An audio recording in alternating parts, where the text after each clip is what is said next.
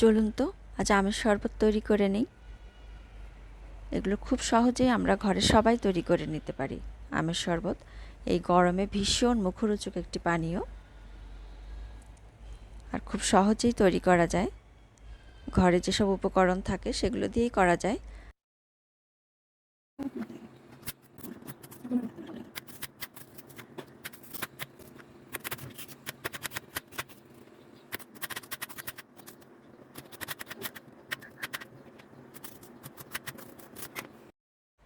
আমি এখানে কিছু উপকরণ নিয়ে নিয়েছি: লেবু, মরিচ, ধনিয়া পাতা আর পুদিনা পাতা।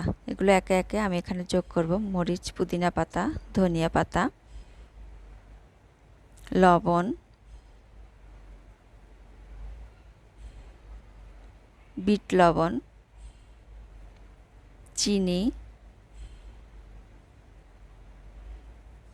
গোলমরিচের গুঁড়ো, ভাজা জিরার গুঁড়ো, লেবুর রস। এই উপকরণগুলো আমের সাথে ব্লেন্ড করে নেব। সাথে কিছু পানি যোগ করে দিচ্ছি।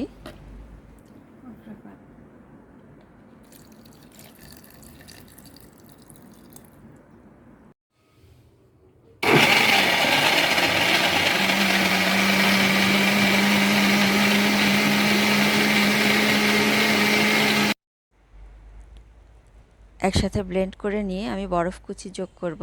আমি সকালেই কিছু বরফ রেডি করে রেখেছিলাম।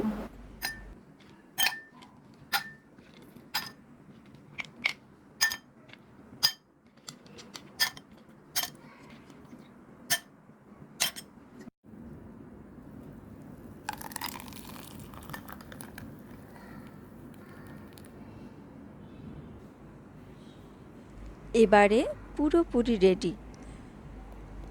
আমি আমার পছন্দ মতো ডেকোরেশন করে নিয়েছি পুদিনা পাতা, লেবু এগুলো দিয়ে, আর স্ট্রতে দেখতে পাচ্ছেন বরফ কুচি রয়েছে।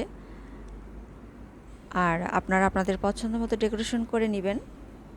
পুরো প্রসেসটি তো আমি দেখিয়েছি, আর কি কি মশলা ইউজ করেছি সেগুলো বলে দিয়েছি। প্রথমে আমগুলো ধুয়ে নিতে হবে, ভালো করে ধুয়ে কেটে তারপর এটাকে ব্লেন্ডারে মশলার সাথে পানি দিয়ে ব্লেন্ড করে নিলেই রেডি হয়ে যাবে। খুব সহজেই আপনারা সবাই এটা তৈরি করে নিতে পারবেন। আর সারা বছর খেতে চাইলে এই গরমের সিজনে, এই আমের সিজনে কাঁচা আমগুলোকে আপনারা ব্লেন্ড করে ডিপ ফ্রিজে সংরক্ষণ করে রাখতে পারেন। আজকেই তৈরি করে দেখতে পারেন। আশা করি ভালো লেগেছে। সবাই ভালো থাকবেন। অসংখ্য ধন্যবাদ সবাইকে।